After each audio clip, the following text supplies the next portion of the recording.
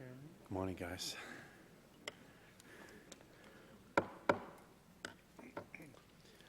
If the world is to increase energy security and avoid the worst impacts of global warming, a large-scale transition to a low-carbon energy economy will be necessary. To achieve success, governments, businesses, and the public must work together to increase energy efficiency and the use of renewable energy and decrease global warming in ways that maintain economic vitality and create jobs. We must harness the power and creativity of the global economy to meet the global energy challenge. Business leaders, better known for green eye shades than fondness for granola, are increasingly asking governments around the world to adopt smart, long-term policies that ensure the true cost of energy and global warming is fully reflected in economic transactions and capital investment. They are seeking certainty for business decisions, but also the opportunity to make a buck. According to the Stern Review of the Economics of Climate Change, the value of the global environmental market could be $700 billion as soon as 2010 with the adoption of smart policies. Companies are already jockeying to gain the most advantageous position to capitalize on these new opportunities. Rather than a drain on the economy, energy and global warming policies can be a boon. The European Union has adopted ambitious mandates for increasing energy efficiency and renewable energy use and decreasing global warming pollution. Instead of hindering the EU's economy, it is roaring.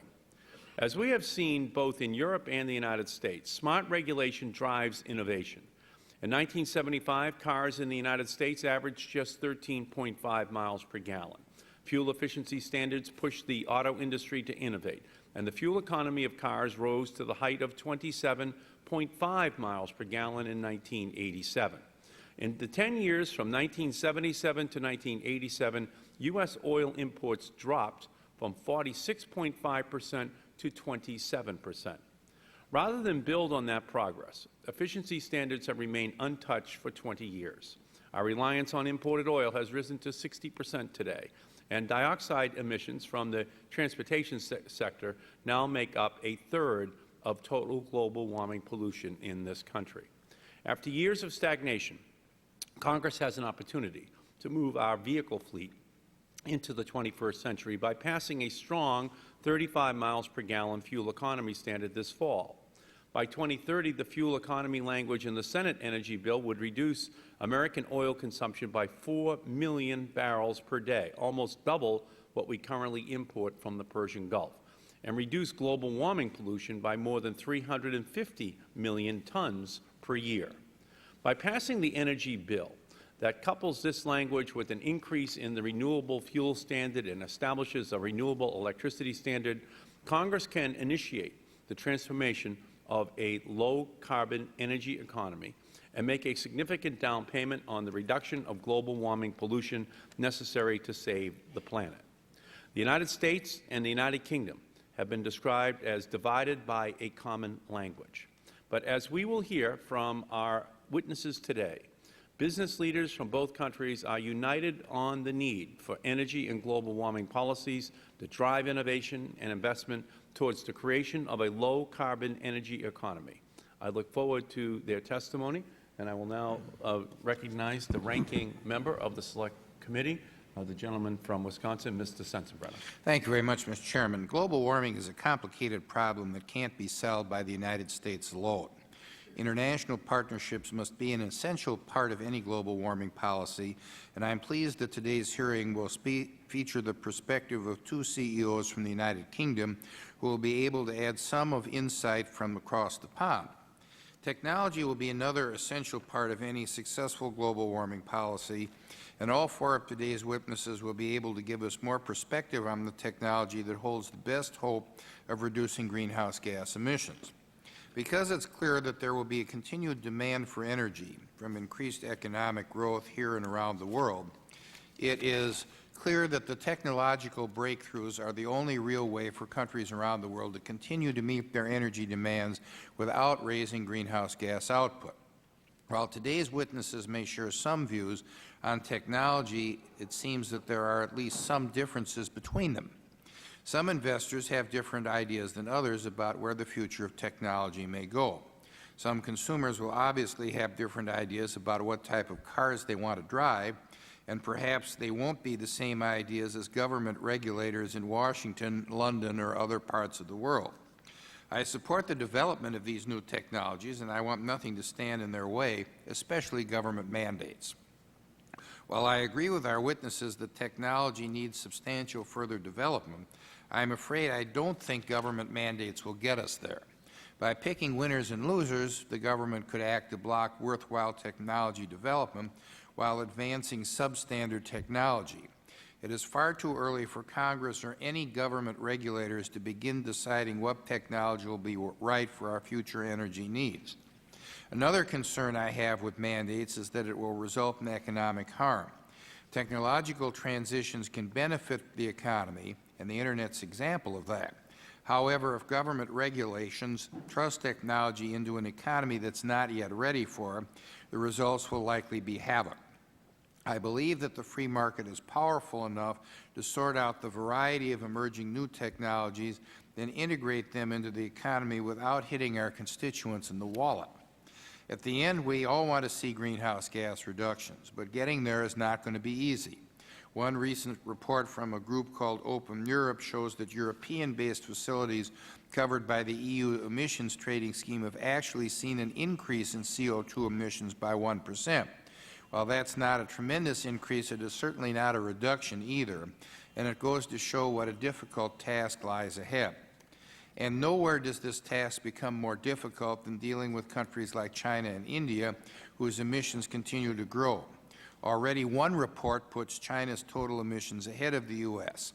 Countries like China and India will need revolutionary technology of their own in order to slow their emissions growth. There will be an increasing demand for cutting-edge energy technology in the United States and Europe, Asia, and elsewhere around the world, so there will clearly be business opportunities. I'm just concerned that if the government gets into that business, like it has in Europe, the result might not be the ones we expected or hoped to achieve. I thank the gentleman. Yield back the balance of my time. Great. The gentleman's time has expired. The Chair recognizes the gentleman from Oregon, Mr. Blumenauer. Thank you, Mr. Chairman. Looking forward to the conversation today. The gentlemen that are represented here today are part of what I think is perhaps the single most important element we will be dealing with in climate change, and that's the billions of decisions that are made every day by businesses and consumers in our country and around the world.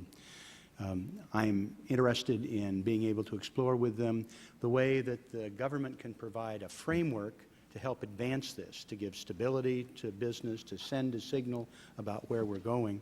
I'm pleased to represent a community, Portland, Oregon, where there is a strong commitment to green business initiatives, sustainable development, and trying to have a regulatory framework for energy, transportation, and housing that helps those pieces work together. And I'm looking forward to having this conversation here, and I appreciate your scheduling the hearing. Thank you.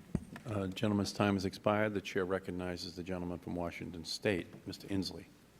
Thank you. I appreciate the witnesses be here. You know, when you think about this, America does well anytime there's a large economic transition and technological transition, and that has been our forte. It's where we've had our growth. When there's a transition to aeronautics, we have done very well. Where there's a transition to the Internet, we have done very well. And now when we go into a transition to other than carbon-based fuels, we're going to do very well if the U.S. Congress adopts free market principles that my friend Mr. Sensenbrenner referred to when it comes to the limited capacity of the atmosphere to carry CO2.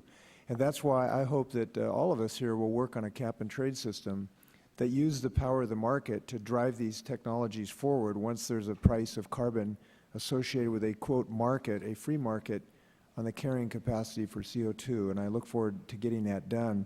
I just want to note that folks have entered this discussion with fear, and I enter it with amazement at how smart people are. Every time I turn around, there's a new technology. I just got a little BlackBerry about a group called Kanarka that's developing a clear photovoltaic technique for actually clear windows It's just amazing what's going on out there, and I look forward to a way to help these folks move forward. Great. Gentleman's time has expired. The Chair recognizes the gentleman from Connecticut, Mr. Larson. Thank you, Mr. Chairman. Mr. Chairman, like the other members assembled here on the dais, I look forward to the discussion. I have a keen interest in fuel cell technology, but also am interested in the contrast and discussion that exists down here between a cap-and-trade system and a carbon tax, and interested in what the panelists have to say about that in terms of the dynamics, the leverage, and how successful they think, for example, the European Union's efforts are. And I want to commend the Chairman again for his efforts in putting this panel together. I thank the gentleman. The Chair recognizes the gentleman from Missouri, Mr. Cleaver. Thank you, Mr. Chairman. And thank you for calling the hearing. I'd like to express appreciation to our guest for being here. I'm particularly excited about your presence because of the advancements that we've seen in the EU, and of course Chancellor Merkel calling for the need for a global emissions trading system, and I'm certainly interested in whether or not you think that's practical and workable.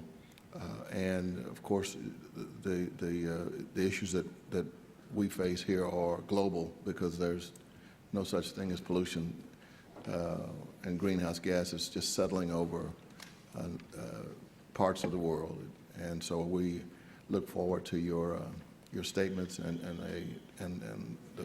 the opportunity to become dialogical. Thank you. Thank you. The gentleman's time has expired. The Chair recognizes the gentleman from California, Mr. McNerney. Thank you, Mr. Chairman, for holding this important hearing, and I thank the panelists. Some have come from quite a distance to participate. This is an important topic because it brings both the international players in and strong business interests. It's my strong belief that the solutions to global warming will make us more prosperous and sustainable. It will create jobs and enhance international cooperation and understanding. I look at this as an opportunity to be exploited in making this a better world. We here in the United States can learn from Europe's experience and from known business successes. With that, I look forward to a future of cooperation and understanding, and yield back the balance of my time. I thank the gentleman. The gentleman's time has expired. The Chair recognizes the gentlelady from Michigan, Ms. Miller. Thank you, Mr. Chairman. I want to thank you for holding this hearing. I certainly want to thank all the witnesses as well for your attendance today. I'm certainly looking forward to listening to you as you share your expertise. Coming from Michigan, the home of the domestic auto industry, I'm especially interested to hear the testimony regarding the economic impact of legislation on vehicle technologies. I do believe that there may be a number of business opportunities in a low-carbon economy. However, as you might imagine, I'm also very concerned by some of the proposals that we should enact legislation to mandate a low-carbon economy. These proposals are making the assumption that the low-carbon technologies exist or will exist in the near future, and that some of these proposals, people would assume that the reason that these technologies have not yet been delivered is because businesses do not choose to develop or integrate them into their business model. And obviously, one of the lead examples of this is in the domestic auto industry, constantly suggesting that if CAFE standards were increased or other form of binding legislation were enacted, that the automotive industry would just respond with technologies to meet these demands. However, the burden that these regulations would place upon the domestic auto industry could be very severe, particularly at a time when it is well known about the decline that is happening, the economic transition that is happening to the domestic auto industry.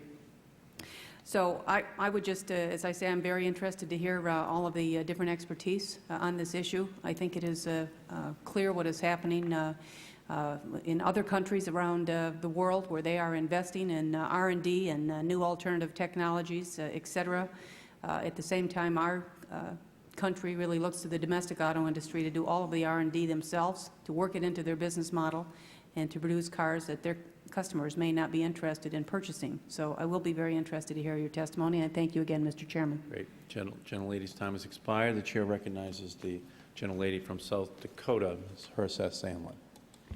Thank you, Mr. Chairman, and thank you for holding this very important hearing. I look forward to hearing from our witnesses today and exploring with them the business opportunities that do exist based on their experience and insight in a low-carbon energy economy, but more specifically in representing a rural district, a farm state, the role that American agriculture and rural America can play in helping find solutions and what the business opportunities are in a low-carbon energy economy, in reducing greenhouse gases, what the role of American agriculture can be, whether it be certain farming practices or grazing practices as it relates to participation in a cap-and-trade system if indeed the United States ultimately adopts one.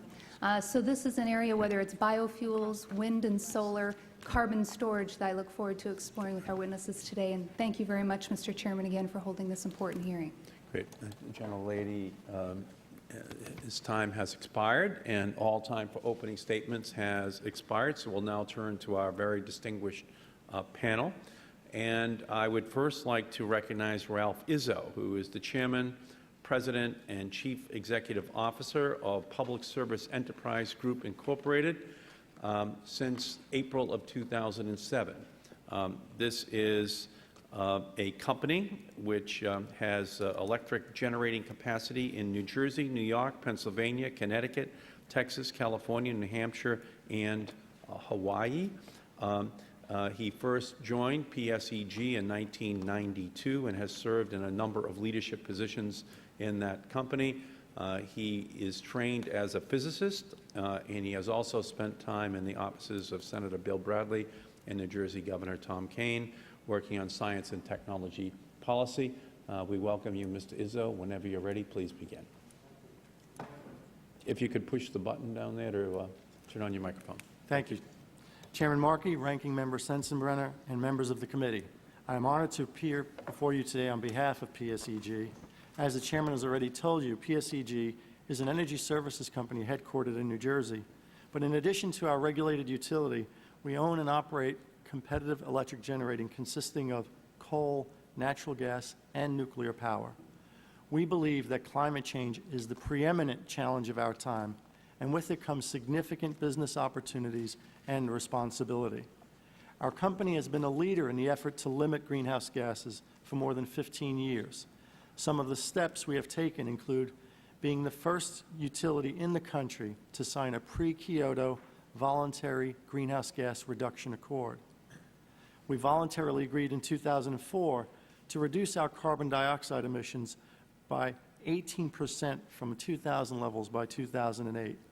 And we've been a leading advocate for a national economy-wide cap-and-trade program to reduce greenhouse gas emissions to 1990 levels by 2020 and 80% below current levels by 2050. We are also improving the efficiency of our own electric delivery system. Some initiatives include investing in state-of-the-art distribution cables and energy-efficient transformers, using a biodiesel fuel blend in our vehicle fleet, and replacing 1,300 cars and light trucks with hybrid electrics and retrofitting 450 bucket trucks with electric drives to power the lifts. Mr. Chairman, if you ask whether climate policies have influenced our business decisions and whether we think there are significant opportunities for businesses to participate in the climate challenge ahead, the answer is a resounding yes. To do so, PSEG and other companies will need to apply our expertise in new ways to reduce energy demand, spur development of renewable resources, and develop carbon-free central station power. In short, we will have to change the way we run our businesses and enter into a new era of collaboration with state and federal policymakers. Energy efficiency offers one such opportunity, but it will require a new regulatory compact. These are investments that can be made right now using existing technology. For example, in 1970, a typical refrigerator consumed around 2,000 kilowatt hours of electricity annually.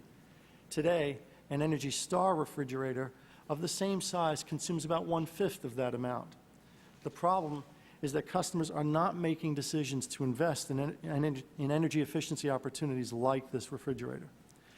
Energy utility companies are uniquely positioned to change this dynamic by investing in energy-saving appliances and fixtures ourselves and receiving compensation, as we do, for investing in pipes and wires. Consider the fact that utilities engage in millions of interactions with customers daily and employ a highly skilled workforce that can be engaged to promote efficiency. Also, utilities can make long-term investments and can assure that all customers, especially low-income customers, benefit from energy efficiency. On the renewable energy front, PSEG has requested state approval to invest $100 million to finance solar projects in New Jersey. PSEG proposes to provide loans to solar developers, making solar energy more accessible and affordable for households and businesses. We are also anxious to explore direct investment in solar energy if Congress enacts the provision in the energy tax package that allows utilities to claim the investment tax credit available to others at present. Mr. Chairman, I conclude by saying what you already know. For the U.S. to meaningfully address climate change, a uniform national greenhouse gas reduction policy that establishes a market price for carbon is needed. This will drive development of new low-carbon technologies. This should be a single, economy-wide cap-and-trade program and a single greenhouse gas trading market with consistent emissions reduction targets across all states. Congress should take its cue from the 10-state regional greenhouse gas initiative and develop a comparable national program that will render regional programs unnecessary. By comparable, I mean requirements that are at least as stringent as the so-called RGGI states. Other key components of a national program should include transitioning to a federal allowance auction over a 10-year period and using proceeds to fund research and development and low-income assistance programs, allocating a portion of allowances at no cost to electric generators based on an updating output-based formula. This approach will spur investment in higher efficiency power plants and provide incentives for investing in advanced, low and zero carbon technologies. Mr. Chairman and members of the committee, thank you again for the opportunity to participate in these important hearings. I look forward to your questions. Thank you, Mr. Izzo, very much. Before turning to our next two witnesses, who are members of the Prince of Wales Corporate Leaders Group on Climate Change, I would like to include in the record a letter that Prince Charles, the Prince of Wales, has sent to the Select Committee. Members have a copy of the full letter, which is in front of them.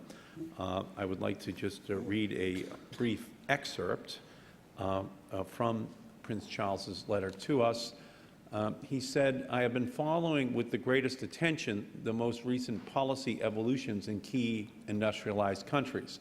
To secure the future for generations to follow, I hope that the boldest possible targets can be set together with the policies needed to implement them. Otherwise, how can we expect developing countries such as India and China to take action? The legally binding targets that will be put in place in the United Kingdom through the Climate Change Bill, together with those being put in place in the state of California and steps being undertaken in numerous other states and cities in the United States, are evidence of how policymakers in both our countries are moving to address this problem. A challenge of the magnitude of climate change requires a coordinated response based on actions across every sector of society, and the business community is going to be critical in achieving this.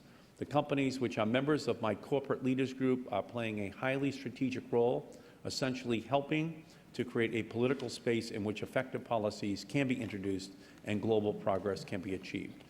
I very much hope that the hearing this week will be productive and that members of my corporate leaders group will be able to work with members of the Select Committee on Energy Independence and Global Warming in the future to develop further policy responses to the most pressing of problems. This brings you my warmest good wishes, Prince Charles." So we thank him for that letter, and we thank the next two witnesses for coming here today. And I would like to recognize a member of the Management Committee for the Prince's Business and Environment Program and the Chief Executive of Johnson Matthey, Neil Carson. He joined the company in 1980 and has served in a variety of positions within the company and on the board before becoming CEO in 2004. He is currently the chairman of the Business Task Force on Sustainable Consumption and Production. Mr. Carson, welcome, and whenever you're ready, please begin.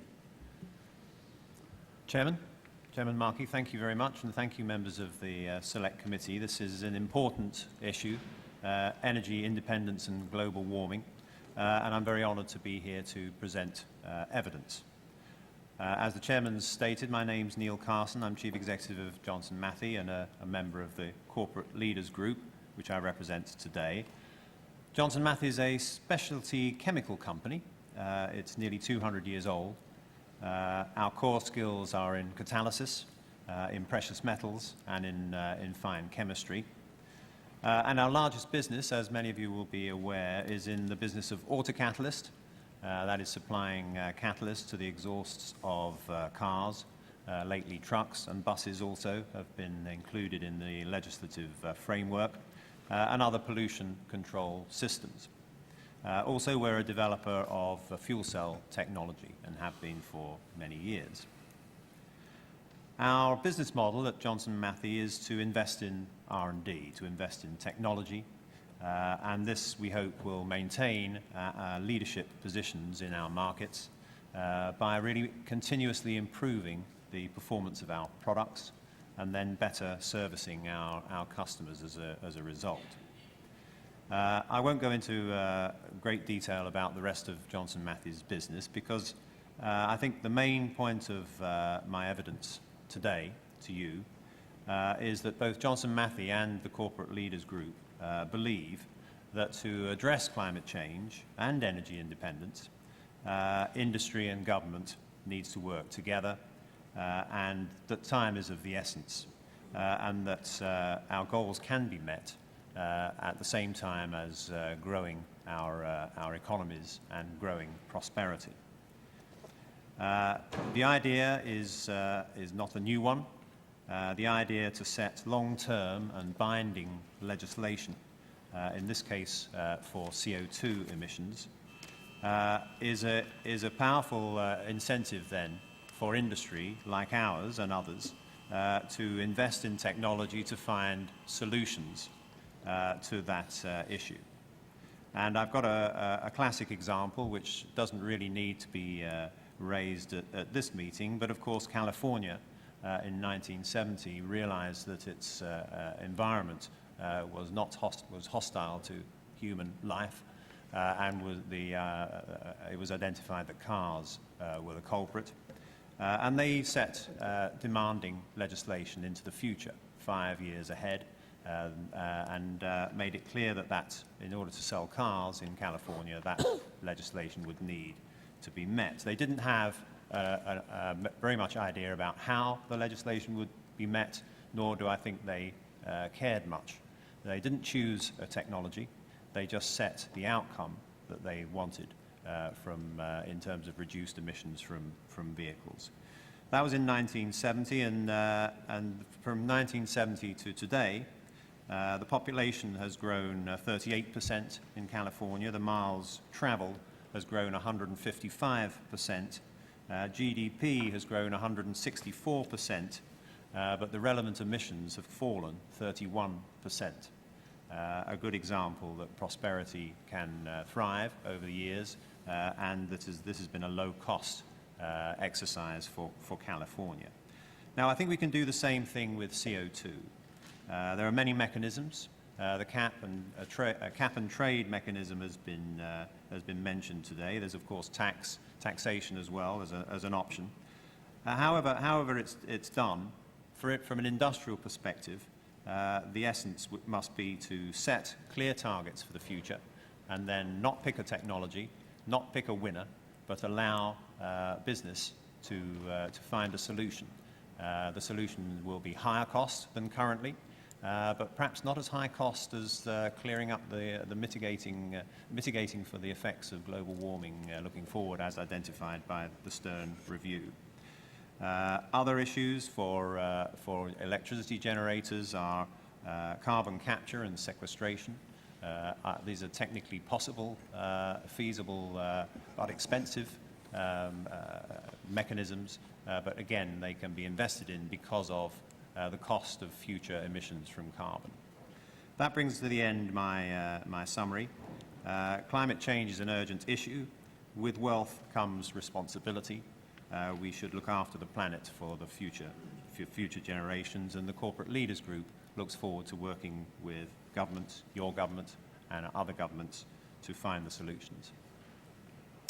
Thank you, sir, very much. And I would now like to recognize Alain Grisset. He is Chief Executive of F&C Asset Management. He was also appointed an Executive Director and a member of the Executive Committee of Friends Provident on January of 2006. Prior to joining F&C in April of 2001, Alain Grisset was at J.P. Morgan for 20 years as a Managing Director responsible for the investment bank's market client business in Europe. Mr. Grisset, please begin when you're ready. Mr. Chairman and members of the committee, on behalf of F&C Management and fellow members of the UK and EU Corporate Leaders Group on Climate Change, I would like to thank you for giving me this opportunity to testify before the Congressional Committee on Energy, Independence and Global Warming. F&C is a leading European asset management company, nearly 140 years old, that serves a wide range of institutional and retail customers with assets over $200 billion.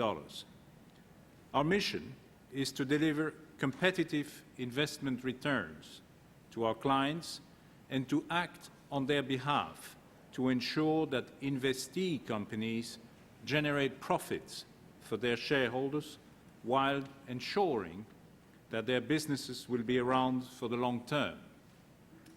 We take our role as active investors very seriously, and in so doing, do not shy away from taking a strong stand on matters of public policy where we believe these to be of vital interest to our clients. Climate change is one such issue. I have traveled here today from London to share with you the fruits of our thinking and experience, both as an institutional investor and as a business that has played a leading role in voicing the concerns of business to UK and EU policymakers on climate change. My message is simple. Business and investors can only play their part in tackling climate change if government takes decisive action to make this possible. The cost of moving forward today in a planned and deliberate way are modest and will even yield profitable business opportunities for many innovative companies along the way. These costs are dwarfed by the cost of inaction when one considers the human, natural, and economic consequences of a business-as-usual approach. In short, we simply cannot put our hands in the sand. Most important of all, this problem will not get solved through market forces alone in the time that we have left to act, because climate change presents a textbook example of market failure. This means that voluntary targets won't do. Business needs a level playing field in order to take on the financial risk that adequate action on climate change require. Business will play a pivotal role in marshalling capital to fund the innovative technologies that will overcome climate change, but it needs government to set clear, long-term rules and standards. I have therefore come here to ask you, as legislators of the most powerful nation, to play an historical part in this effort. Only with long-term legislative clarity can investment companies like mine return to their day jobs and begin the task of shifting capital on the scale that is needed to transform the global economy to one that runs on low-carbon energy. What does this mean in practice? That we investors and the companies in which we invest need the US government to first define climate change policy as a top national priority, and set binding national targets that will be translated into clear long-term rules, regulations and standards. Secondly, play a leadership role in engaging other national governments to establish binding global targets and standards. And thirdly, to introduce policy instruments, including cap-and-trade mechanisms, fiscal measures and regulatory standards that will result in a viable carbon price. So long as carbon is valued at zero, capital investment in innovative, low-carbon technologies will remain embryonic and fail to deliver the economic transformation that is needed. In conclusion, Mr. Chairman and members of the committee, we have two choices. We can act now with the benefit of a bit of time and planning, thereby enabling business to manage the transition efficiently and government to cushion the blow for those affected by the inevitable disruption. Or we can act later and pay a much higher price. There is no third option. Innovative companies and investors stand ready to act, but we cannot compromise our economic survival without clear signals from government that reflect the new economic reality. I hope that the work of this committee will enable you to lead your nation and the community of nations in embracing this challenge and create the conditions for business to play its vital role in delivering the solutions to climate change. Thank you very much. Thank you, Mr. Grisset. And I would like to now recognize our final witness, Jonathan Lash. He is president of the World Resources Institute and a founder of the U.S. Climate Action Partnership. In 2005, Rolling Stone described him as the environmentalist who has done the most to bridge the bitter divide between industry interests and green groups determined to halt global warming. His long career in state and federal government and environmental organizations as a litigator and a leader is a testament to this well-deserved description. We welcome you, Mr. Lash. Whenever you're ready, please begin. Thank you, Mr. Chairman and members of the committee. I appreciate the opportunity to appear before you and particularly appreciate the energy the committee is putting into addressing a compellingly important issue for the country to develop legislation that will be both in our national environmental interest and in our national economic interest. I think that's really our subject today.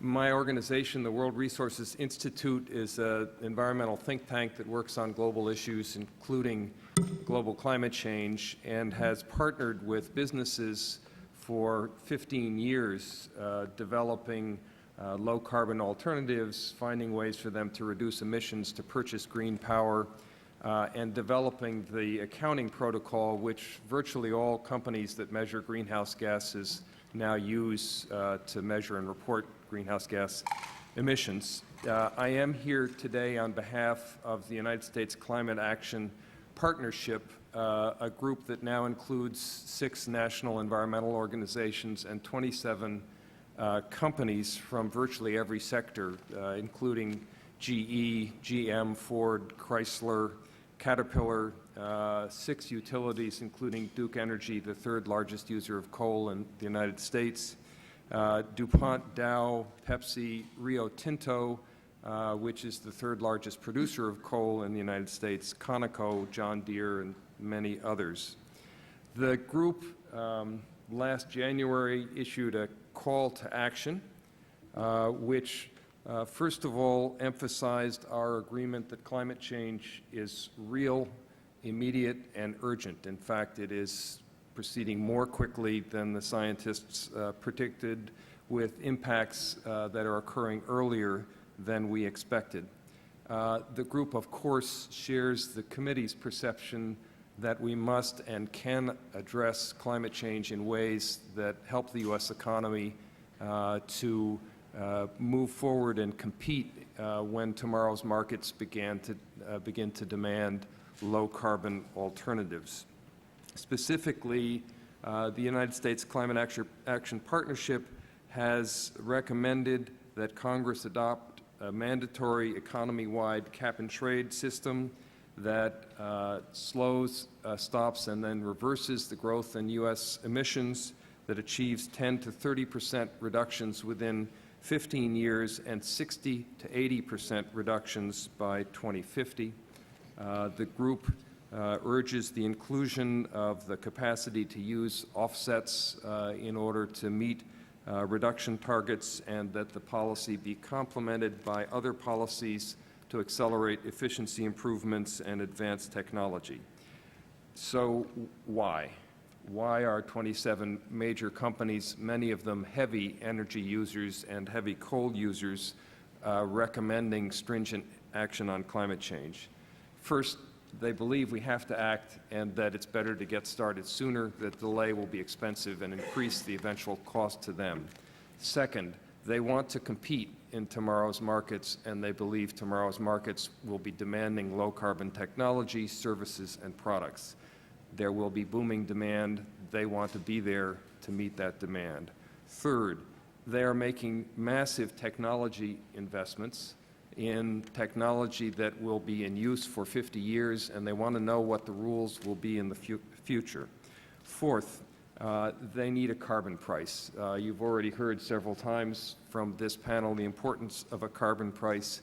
If we want to let the market choose winning technologies, the market has to have a price signal to be able to do it. Finally, they want a level playing field. We now have 17 states that represent the majority of the U.S. economy that are imposing their own carbon restrictions. It's an impossible environment for multinational companies to operate in the United States. I would make one quick comment that does not represent the U.S. Climate Action Partnership findings. Since you are in the final process of approval of an energy bill, there are extraordinarily important provisions in the energy bill which would help both energy security and climate change. Those include efficiency measures and renewable measures. But it's important to realize that not all measures that would improve energy security will help with climate change. An example is the proposed subsidies for coal to liquids. Since the process of producing liquid fuel from coal is energy intensive, it results in far higher GHG emissions than other liquid fuel alternatives. Thank you very much, Mr. Chairman. I look forward to your questions.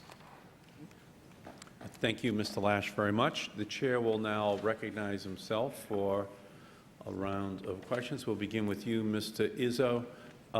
PG&E is primarily a northern company. A couple of weeks ago, we actually had the Vice President of the Southern Company who testified before us. He told us that solar energy would not work for the Southern Company down in Florida and Georgia. And yet we hear from you today up in New Jersey and the states surrounding New Jersey that you're making a massive investment in solar energy. And it seems kind of curious because I think that New Jersey seniors, as they leave New Jersey to go to Florida, say the same thing that Massachusetts seniors say as they leave for Florida, which is, I hate the winters up here. I'm going to Florida. So why is it that you, a northern company, can make such a massive investment so optimistically in solar energy, but the southern company says that it won't work down there? Well, I can't speak for the Southern Company. I could tell you the logic that we put into this. Solar energy will work in New Jersey. Its estimate, depending upon assumptions you make, is that it would cost anywhere from $5,000 to $8,000 per kilowatt. That is more expensive than conventional gas-fired power. So one could take the approach that, quote, it doesn't work. I would simply say it's more expensive. However, that would be looking at only one side of the equation. Clearly, the benefits of solar are not only in terms of greenhouse gas reductions, but also in terms of traditional pollutant reductions, NOx, SO2, mercury, fine particulates. So it's our responsibility, I believe, to educate consumers that while there are some places, energy efficiency, where you can improve the environment and lower costs, there are other technologies where improving the environment will result in higher costs, but it will work. Okay.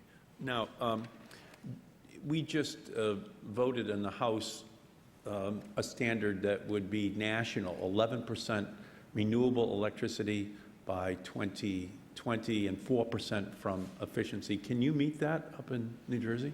The answer to that is yes. The question that others will ask is at what cost, and my response is that's for policymakers to decide.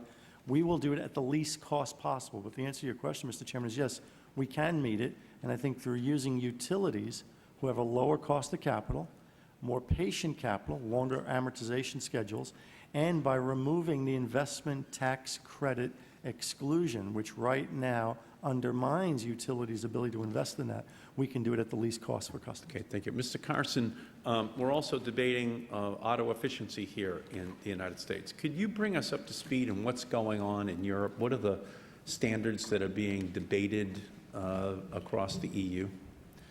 Yes, certainly, Chairman. I don't have the actual numbers to hand, but we talk in Europe about fuel economy in terms of grams of CO2 per kilometre.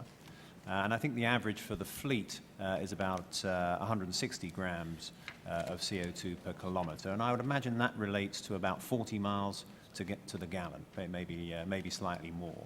I think that compares to the fuel economy in the US of maybe 20. Again, I don't have those figures to hand, but they're rough numbers.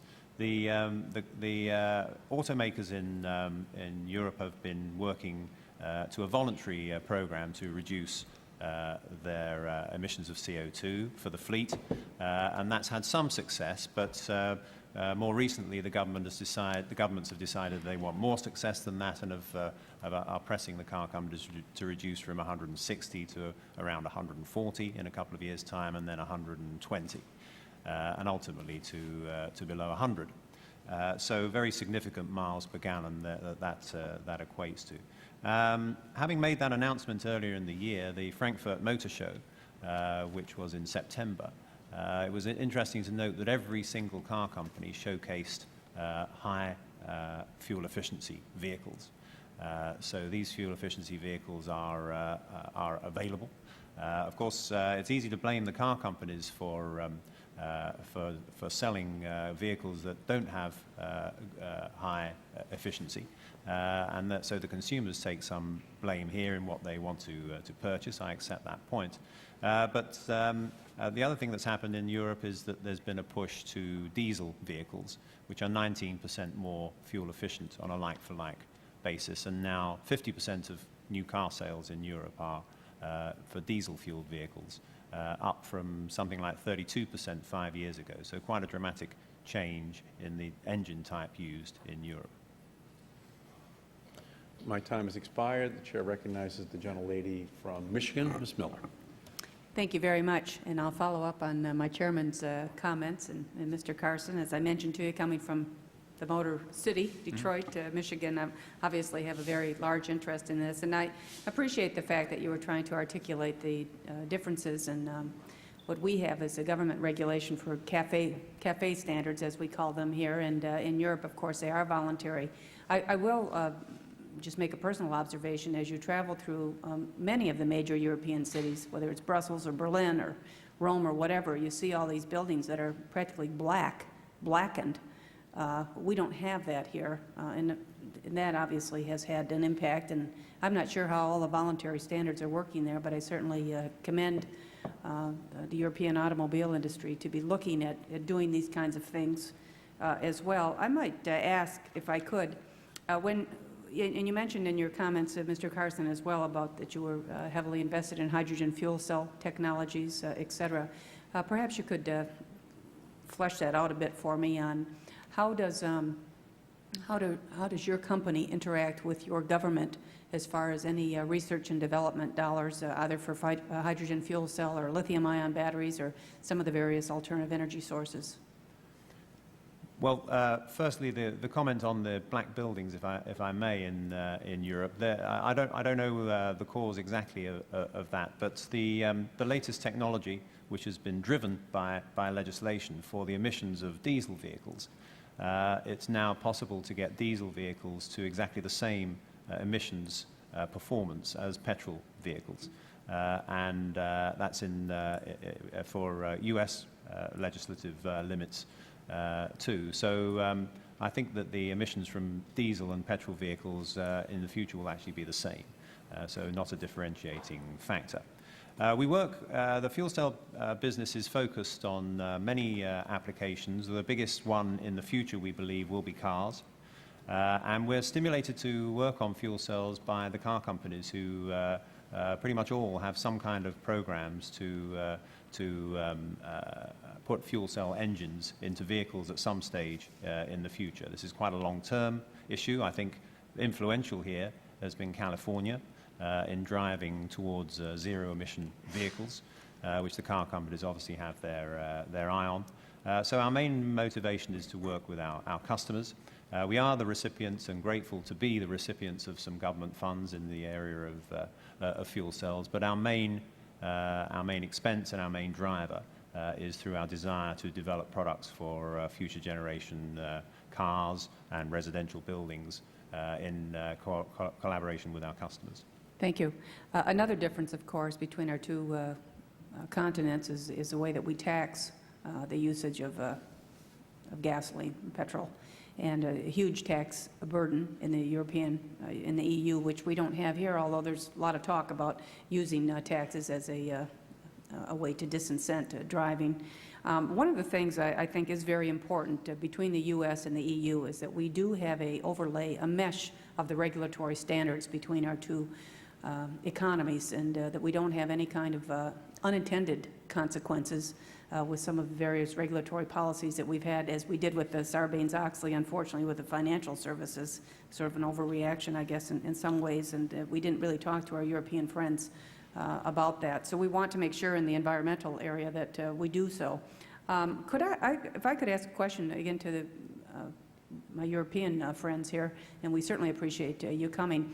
I was very interested in what is happening with the focus of the of the entire EU really on the airline industry, although that's apparently only 3% of the emissions that you as you've interpolated it there, but yet there's a huge focus in Europe really to utilize the emissions trade. If you could just talk a little bit about that, because I noticed in your written background, Mr. Grisset, that you were saying the emissions trading scheme really hadn't delivered on its promise. How is all that working? Well, that's a very interesting point. It's certainly one that attracts a lot of attention in the public and a growing awareness of the public in respect of the responsibility of airline companies, and you see quite a bit of lobby in that respect. As a fund manager, I can assure you that, for instance, in the case of the socially responsible funds that we run, and they happen to be the largest in Europe, we exclude investments in airline companies for that reason. I think that it is also linked to a degree to the growing success in alternative public transportation, and in particular fast trains. So this is indeed a comprehensive review of what the alternatives are, and certainly a growing pressure for greater efficiency. I don't believe airlines will disappear. I don't believe we should stop flying, but putting pressure on both airlines and airports for greater efficiency is certainly the right thing to do. Thank you. Has my time expired? Great. Yes, time has expired. Thank you, Mr. Chairman. The lady's time has expired. The chair recognizes the gentleman from Oregon, Mr. Blumenauer. Thank you, Mr. Chairman. Mr. Rizzo, in your testimony, you indicate that there's going to be a paradigm shift that's going to be necessary in terms of how utilities are regulated to provide some incentives for reasonable return on energy efficiency. In my community, our gas company actually was a pioneer in decoupling to disconnect the rate of return from just the volume of gas. Are there other specific ideas that occur to you that we should be considering in terms of changing that regulatory scheme? Yes, decoupling is a necessary but not sufficient condition, to use an old mathematics expression, in that it holds the utility harmless. But today, if I invest in a bigger wire so that more electricity will flow, I can get a return on that investment. If I subsidize a compact fluorescent light bulb, I get zero return on that investment. It's strictly what's known as a pass-through. There's only so much time in a day, there's only so much management attention I can put to certain things, and at the end of the day, I have to show a certain amount of earnings growth. So I tend to, therefore, focus on the things that produce the profitability that my investors seek. So what I would encourage is truly putting energy efficiency on a level playing field with supply options and allowing utilities to earn returns on energy efficiency investment. I would welcome some thoughts that you or other panel members may have in specific ways that we might adjust the state regulatory schemes. This looks to me to be one of the real gaps, and I, for one, am willing to encourage higher rates of return for the types of behaviors we want. The specifics would be of great interest. Mr. Lash, on page 5 of your testimony, you've got these charts here that The bubble chart. the bubble charts. There's one bubble I noticed that wasn't there, and that was vehicle miles traveled. We've got people, Urban Land Institute, Smart Growth America, a number of folks who've done an analysis that suggests that even if the chairman's CAFE standards are reached, that the increase in exponential increase in vehicle miles traveled from outdated regulatory schemes, land use patterns, and fewer transportation choices for folks will overwhelm any energy savings. Do you have any thoughts about the missing bubble and policy initiatives that might help address that balance? I do. I would make two comments. First, the explanation of why the bubble isn't there is, in order to make it readable, we tried to only portray those policy initiatives that seem to be immediately before the Congress. So we put CAFE there because there was an ongoing debate on CAFE, the same with coal liquids. We didn't see a proposal that was before the Congress when we developed it on vehicle miles traveled. You're absolutely right. In fact, the evidence is what's happened over the last 20 years. The U.S. auto industry has made spectacular increases in performance and efficiency, but they've been erased by increased size of the vehicles and by increased vehicle miles traveled. So our consumption has gone up. We haven't put it into reduced consumption of gasoline. The recommendations of the United States Climate Action Partnership include the recognition that any policy on transportation has to address the technology of the vehicle, the fuels, and vehicle miles traveled. That means a combination of policies that address alternative transportation means and getting at some of the land use issues that tend to force us to travel long ways to get to work. Mr. Chairman, I would hope that there would be time on our agenda at some point, actually maybe even a hearing in Oregon where we have done some of this work. Mr. Inslee has some of it in his book, where we can look at some of the policies that would give people more choices that would end up reducing vehicle miles traveled. In our community, because we drive 4 miles per day less on average than the national average, we're saving hundreds of thousands of gallons of gasoline and over $1 billion in savings to our constituents. I think it's something that would be a lot of fun to explore, and would love to offer some suggestions about where to do it. We will be in Portland, Oregon before long, we promise. Thank you, Mr. Okay, thank you. The gentleman's time has expired. The chair recognizes the other gentleman from Oregon, Mr. Walton. And we could, after the Portland hearing, you could come out to, say, Burns or somewhere and look at great distances traveled and the need for bigger vehicles.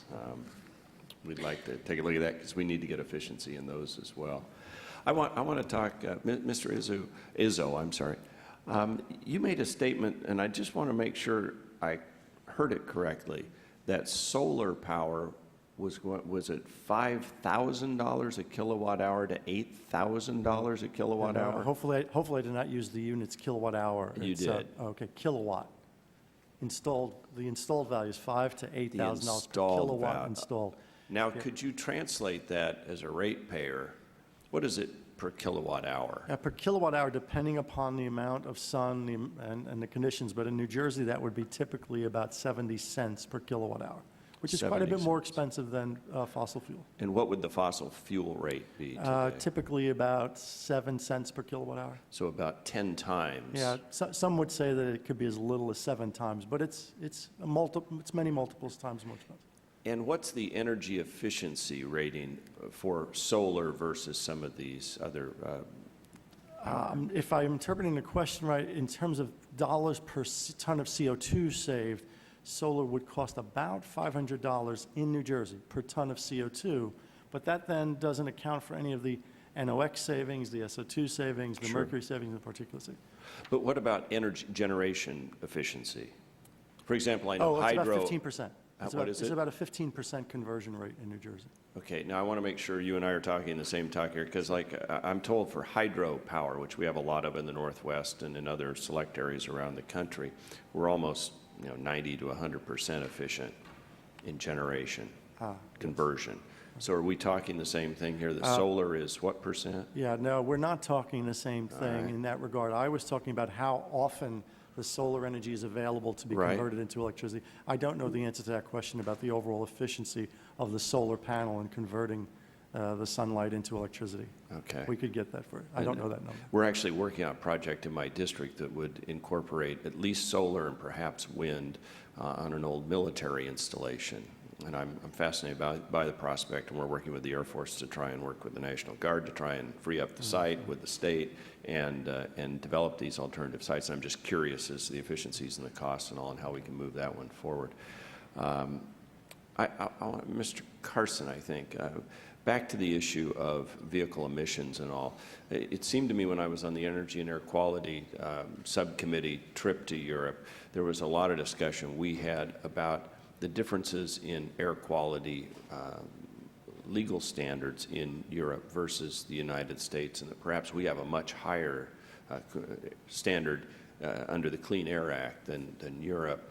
And I'm curious if you know about that and what the differences are, especially as they relate to diesel fuel usage in Europe and the emissions there and the deaths that are attributed to that versus here. I think it's about 10 times as many people die from dirty air in Europe as here, and we don't want to go down a path that exports that here, for example.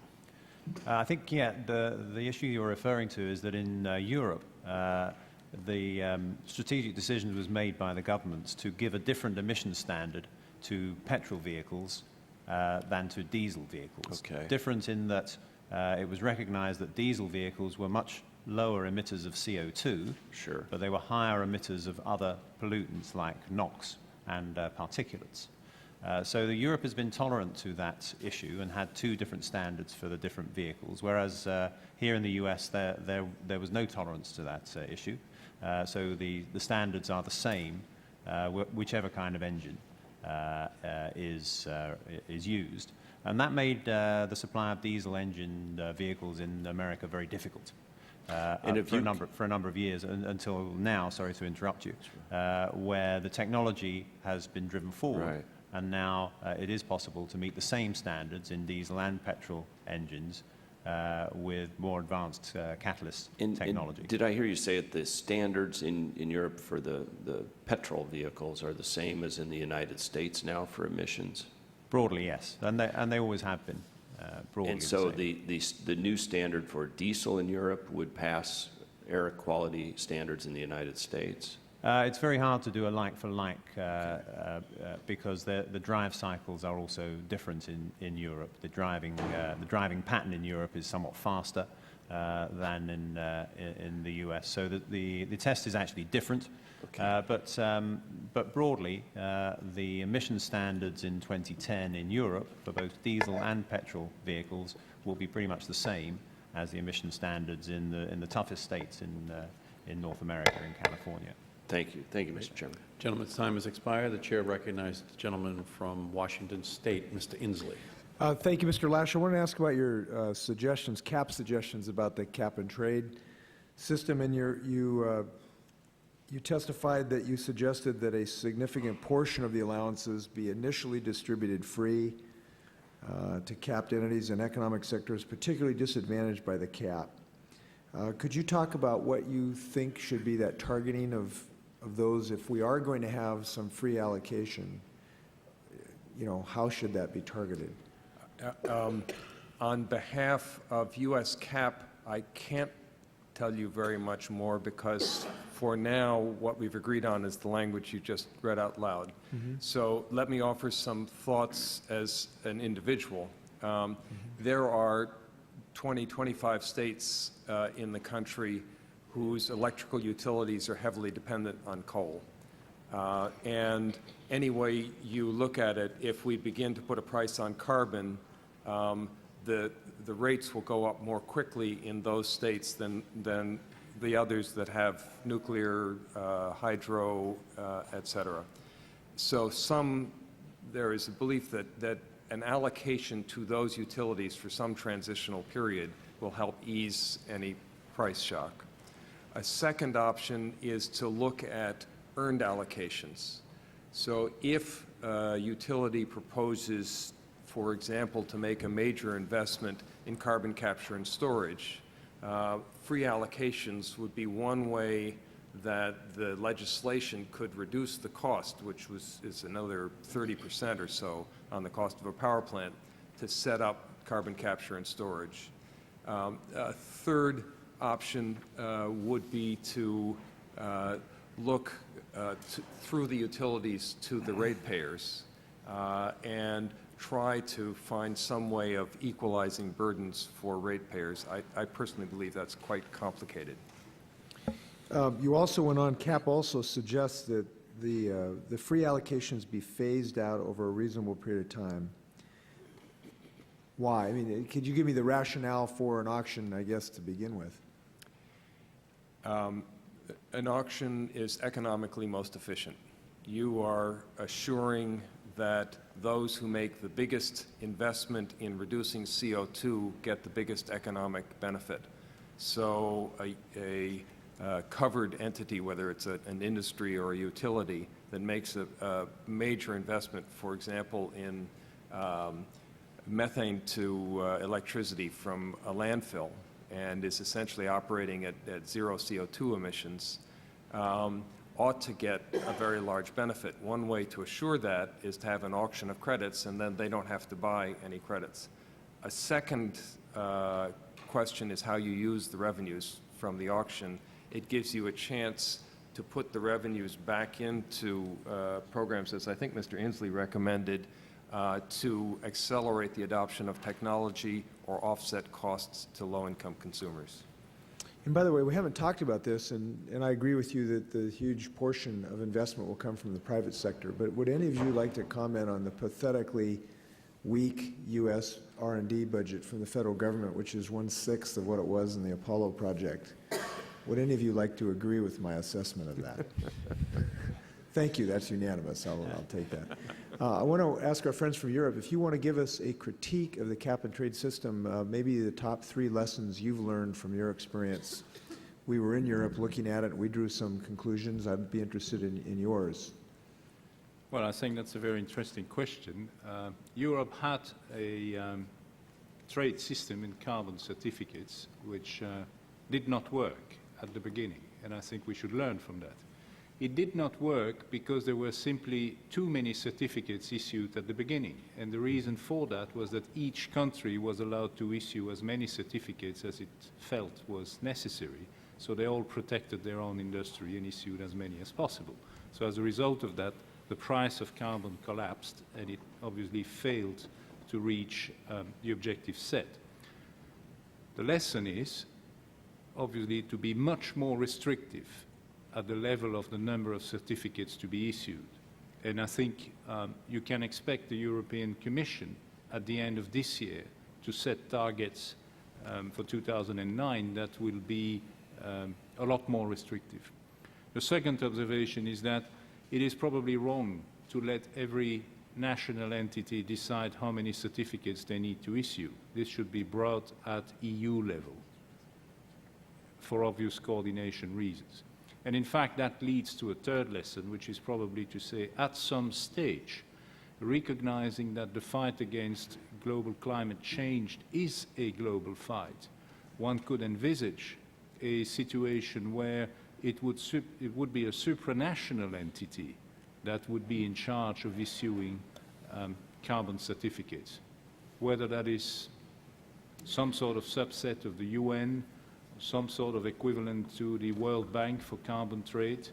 I leave open to your own wisdom. The presidency of that would be determined by the winner of the World Cup, too. Thank you very much. Gentleman's time has expired. The chair recognizes the gentleman from Connecticut, Mr. Larson. I thank, Chairman, I thank the panelists, and I want to continue on the same line of questioning, having had the fortunate opportunity to travel to Europe with the chairman and the speaker. But my question is a little bit different. I believe that the best system for us to proceed on is a carbon tax.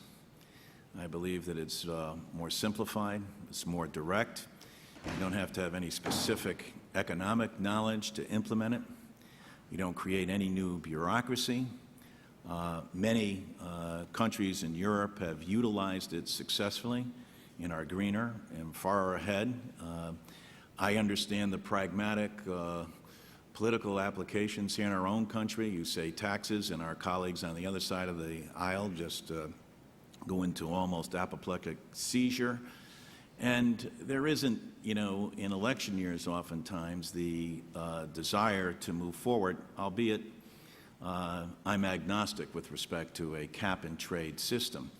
But in an issue as vital as this, as critical as this is to the nation, and as Mr. Griset said, to the globe, and we project out into the future, and while it's very important for the United States to step up to the plate and lead the way, ultimately we're looking at major nations on the verge of industrial liftoff, like India and China, whose major resource is carbon, and ironically turn to Western Europe and the United States and say, so you want to put a cap-and-trade system on us after you've already put up most of the carbon into the atmosphere.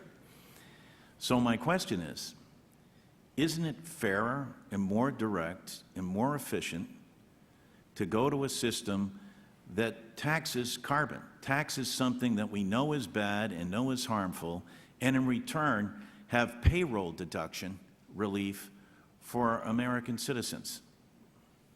Your response.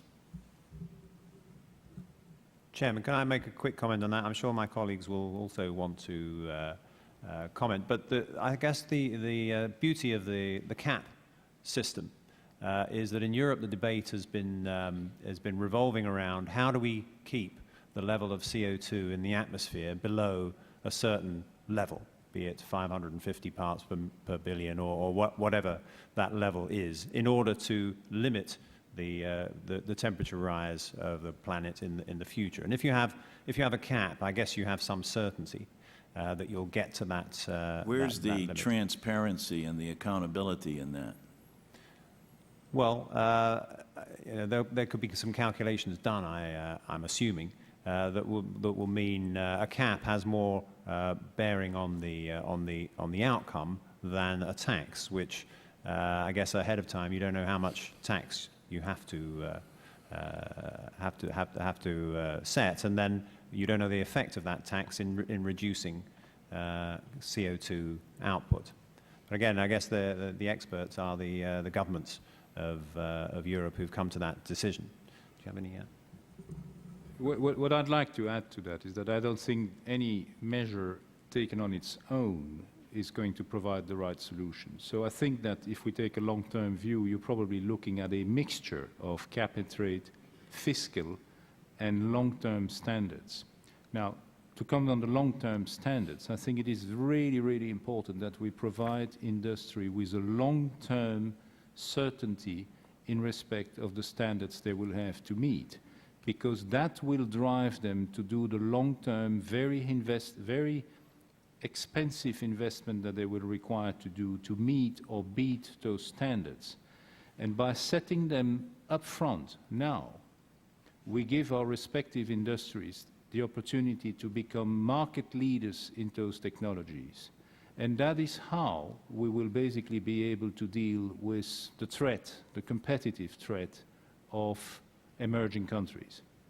The reality is, I don't think we can escape the consequences of climate change. And what looks like moderately embarrassing or annoying regulations today or taxations today will be very mild compared to what will be needed in 10 years' time or 15 years' time if we don't do anything. So by pushing it now, by incentivizing this research now, we give industry a chance to really become very, very competitive by the time it will be required. Mr. Lash? As you know, U.S. CAP recommended cap and trade rather than a tax, although a tax could be included as a complementary measure to pick up those parts of the economy that a cap system isn't applied to. The reasons are really the ones that were just explained by Mr. Grisset, the wish for certainty as to the level of emissions and the path of reducing emissions. I would add one observation myself. I know, Congressman, that you've been looking closely at the idea of tax shift, which is very appealing as a way of improving equity as well as the environment. Our experience in working with companies for 15 years now has been that price signals don't work as quickly as they should. I know economists say there are no $10 bills lying on the floor, but with the companies we've worked with, there have been some, quite a lot.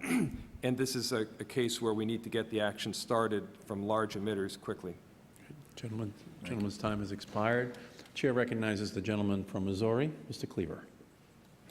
Thank you, Mr. Chairman. Mr. Carson, we are, of course, having some debate here over carbon tax, and as Mr. Larson mentioned, you know, the word tax in some quarters is almost reason for civil war. But is it at all possible for Europe to have one system and the United States another, considering the fact that we are, if not already a global economy, we're moving almost hourly toward that?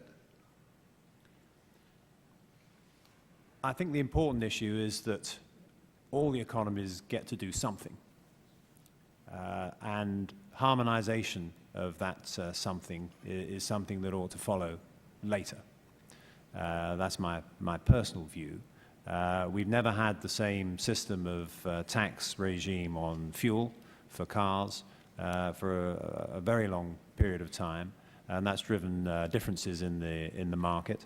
And I understand that you know, tax on fuel is an emotive issue here. It seems that there's been less emotive in Europe over the last 20 years. So I think if there's a view that we must wait until everybody's lined up with the same system before implementing it, then that'll take too long, is my personal view. And some action, just like in Europe with the action on cap and trade, which wasn't perfect, at least it was a starting point from which we can build. And I think that ought to be the way we operate and head towards a global agreement later.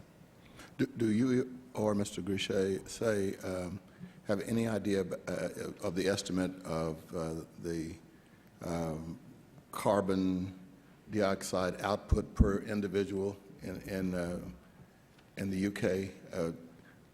I think Germany, for example, is around 11. The United States is 20. I think the UK has a modest but nevertheless frightening 2% contribution to the total emissions. So what are the reasons why the action needs to be global and not just restricted to the UK? But if I can come back just to what was said a second ago, I think there's two different objectives in my mind. One is to get carbon level down fast across the globe.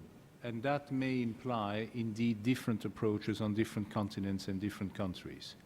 But there is a second objective, which is to make sure that industry remains competitive. that we create a growing economy, that we do create jobs. And that's about making industry competitive. And that's where I'm coming back to making sure that standards are being set so that there is a long-term guidance as to where industry needs to reach. It would be much more practical to have similar standards, because otherwise those countries that have the stricter standards are by definition going to be a lot more competitive going forward. So I would add a word of warning there. You may take a different point of view on taxes, but on standards, I think it would be very useful if we had some sort of global approach. Thank you. One last question, Mr. Lash. Are you at all familiar with the American Electric Power settlement with the EPA and a number of other not-for-profit entities? Yes. Do you think that settlement, $4.6 billion over a 10-year period, will have any impact on corporate America? I mean, a positive impact where people recognize that if you pollute, you're going to have to pay enormously, and therefore people will move into some kind of compliance without government. Congressman, I started working on environmental issues in Washington about the time that Congressman Markey arrived in Washington. And I started as a litigator for NRDC suing companies because they seemed to just refuse to meet national standards. My kind of lawyer. Yeah. And I've moved to a completely different approach to these issues. Now I spend half my time working with the CEOs of big companies. I don't think that's just because I've, crossed the 60-year-old line. We've seen a huge change in approach and attitudes from companies as a new generation has taken over. They see it as in their commercial interest to address environmental issues proactively. And I think that that's what gives me hope that we're going to be able to address the climate change issue. I do think that the good companies need to be backed up by EPA by knowing that if there are companies that violate the laws, they're going to be penalized. Otherwise, there's always the risk that a company that's meeting high standards has to compete with somebody who isn't. Great. Gentleman's time has expired. The chair recognizes the gentlelady from South Dakota, Ms. Herseth Sandlin. Thank you, and thank you to all our witnesses today. I'd like to explore an area that we haven't touched on yet, and that's agriculture as a participant in a cap-and-trade system. And in response to Mr. Inslee's questions, Mr. Grisey, I think a number of helpful observations on what has worked effectively, maybe what hasn't worked effectively, and lessons to be learned. We did come to find when we traveled earlier this year in some meetings in London that agriculture is not a participant in the European emissions trading system. I, for one, feel strongly that if the United States adopts a cap-and-trade system, that agriculture must be a participant and have some constituents and companies in South Dakota and throughout our region that are working on appropriate measures for how you value what grazing or farming techniques and how you measure those. So the response that I received in the London meeting about why agriculture isn't part of the European system is sort of disagreement about how you accurately measure and appropriately measure. So I'm wondering if you would cite that as a lesson learned and moving forward, including agriculture, and Mr. Lash, if you have any thoughts as well. I think it's a very relevant question. Agriculture, in my mind, should be included. I think the whole issue about biofuels is really one of first recognizing that there is probably very substantial potential in that industry, but that we need to do a better job at understanding the full life cycle of the development of those products, because it appears that the so-called first generation of biofuel products may not come from sustainable sources, and that we may, in the course of producing them, either being totally inefficient or actually cause damage. So the issue in my mind is to be very open-minded towards agriculture and biofuels, but making sure that we develop new technologies and the so-called second generation of biofuels, which would come, for instance, from sustainable land, probably not from food crop, and probably use mostly wasteland or high fiber content products. So there is a future there, but again, one that requires investments and investigation. I was hoping you were going to bring up this issue. One aspect of it needs to be addressed in whatever climate change legislation you pass, and that is the question of whether agriculture can participate as a seller of credits into a trading system under a cap. It's an opportunity for farmers and larger scale operators to make reductions, to sequester carbon, and then to get credits for it. A second, and the question of measurement, I think we've made some progress on. The voluntary carbon exchange that operates in Chicago, Chicago Climate Exchange, has in fact done quite a lot of work on measurement of agricultural offsets so that they could be included in the CCX system.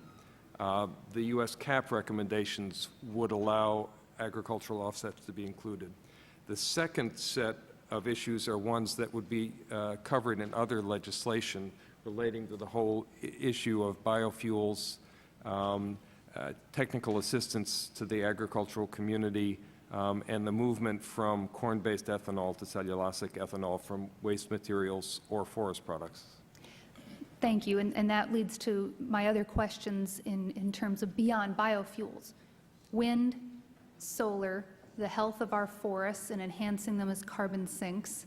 But would you agree with me that to achieve the potential that we have with the renewables of wind and solar in particular, but then with biofuels and the flex fuel vehicles that are being manufactured and getting CAFE credits, but yet the availability of the fuel not being as comprehensive as we would like, that in addition to whatever investments we make at the federal government level in R&D combined with private sector investment in technology, that the federal government has to make investments and perhaps impose requirements as it relates to transmission capability across the country to get the wind resources from the Great Plains to other parts of the country, as well as the fuel distribution infrastructure to make sure that we are achieving both the objectives of energy security and the positive climate impact. Again, not speaking on behalf of U.S. CAP because we haven't addressed this. The transmission issues are very, very real, particularly because wind power is growing so fast. I would defer to Mr. Izzo in terms of the specifics of how best to address that. We are a firm believer in open access to transmission, however, not simply designating what type of supply would get earmarked a slice of that transmission, but letting the market determine what the best solutions are for moving power back and forth. But the specific answer to your question is yes, there's clearly a need for transmission infrastructure to move renewable energy from the places that are more suitable for siting and building those facilities. Thank you, and thank you, Mr. Chairman. Gentlelady's time has expired. Here's what I'd like to ask each of you to do, to give us a 2-minute summation of what you want the committee to remember as we're moving forward. We have an energy bill that we're trying to resolve between the House and the Senate over the next 6 weeks, which would be the most historic energy bill in the last 30 years here in the United States. And subsequent to that, we have an intention to take up the debate on climate change in terms of a cap-and-trade system, or, as Mr. Larson is saying, and Senator Dodd, a carbon tax. But the Speaker of the House has said that she wants a bill that passes that has a mandatory cap-and-trade system that reduces our emissions by 80% here in the United States. So this energy bill is up right now. And hopefully we can resolve that in the next 6 weeks, and then we will move on. So let's go in reverse order, give each one of you a 2-minute summation so that you can tell us how you believe we should be viewing these issues and your recommendations as to how we should proceed. We'll begin with you, Mr. Lash. Thank you, Chairman. I would begin by echoing what you were saying just a moment ago. The energy bill is a very good first step. The energy efficiency provisions, the renewable provisions, will make a significant difference for both of the issues mentioned in the title of this committee.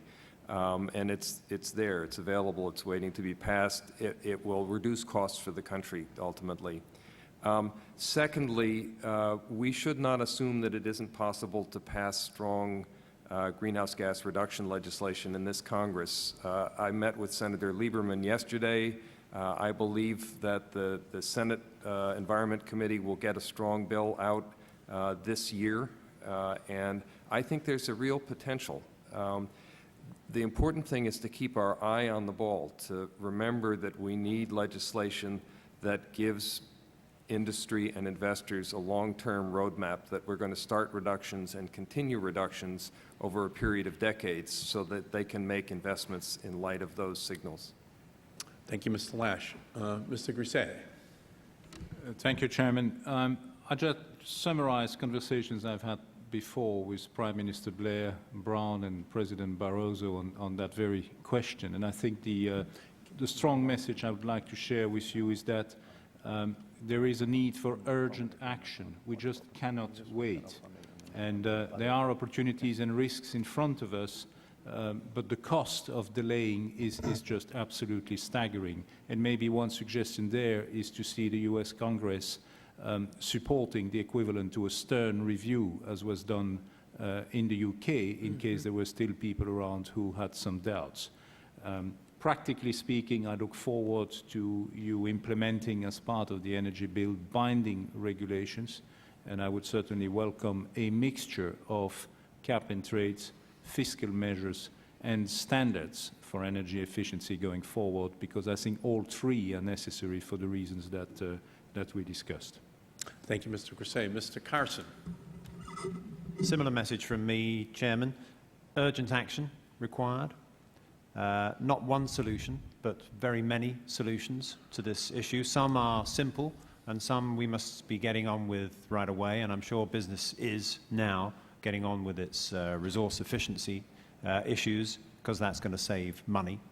But the others that need a technology solution also need to go hand in hand with a framework for future binding targets in order that industry can spend its own money in finding those solutions. And we and our colleagues are very keen to work together with governments to try and make that happen sensibly.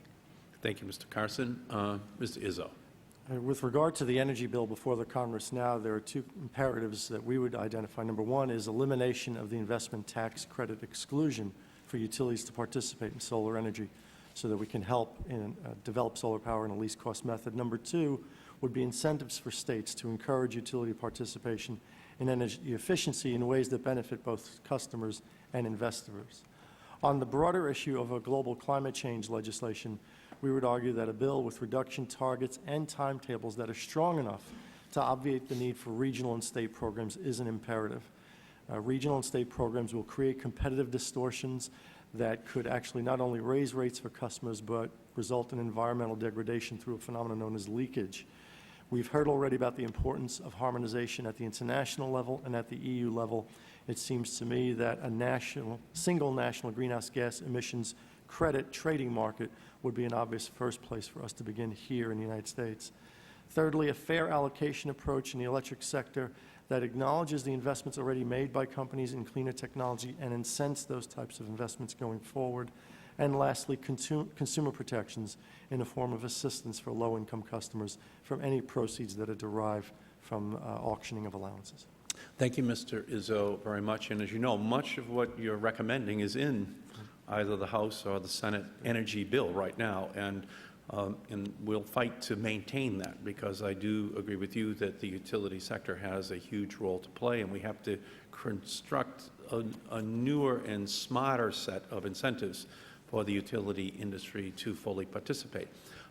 And I want to actually tell you this, too, especially our friends from across the ocean, that the energy bill that we're considering and we're debating over the next 6 weeks, if the best elements of it remain intact and are in the final package, it would meet by 2030 40% of the United States goal to reduce heat-trapping gases that the United States has to do in order to save our planet, 40% of our goal. So because we're dealing with the electric utility industry and the automotive sector, buildings, all of the appliances in our country, combined, that 40% number is something that is very realistic in terms of the contribution to climate change, and I think set the stage, as Mr. Lash said, for a more comprehensive climate change bill, but not to understate what 40% means in terms of demonstrating the resolve that the United States has to deal with these issues and send a signal to the rest of the world that we no longer will be the laggard, but rather a leader in setting standards. And I think that's a very important statement for us to make. So this bill that's pending before us is very, very important.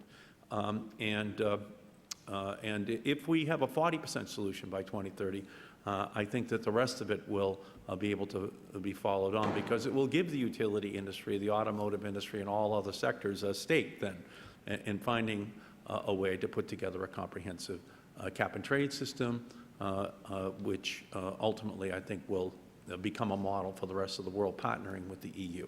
So we thank each of our witnesses. We thank Prince Charles for his contribution to our hearing today. And with that, this hearing is adjourned.